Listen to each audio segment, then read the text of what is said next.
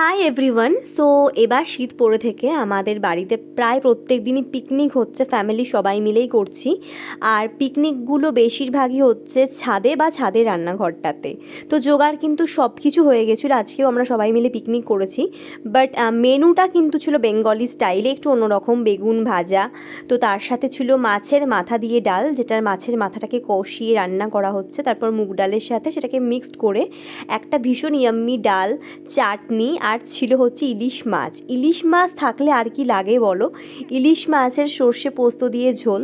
তো রান্নাবান্না হয়ে যাওয়ার পর গরম ভাতে ডাল নিয়ে তার সাথে বেগুন ভাজা, অমৃত পুরো। আর তাছাড়াও আমার কাকিমা বানিয়েছিল নবরত্ন, ওই বিভিন্ন সবজি টবজি আর পনির দিয়ে, এটাও খেতে বেশ ইয়াম্মি হয়েছিল। বাট সত্যি বলছি, ইলিশ মাছ থাকলে আর কিছু লাগে না। এছাড়াও আর এক রকমের মাছ হয়েছিল। তো তারপরে গুড়ের রসগোল্লা দিয়ে পিকনিকটাকে এইভাবেই আমরা শেষ করলাম।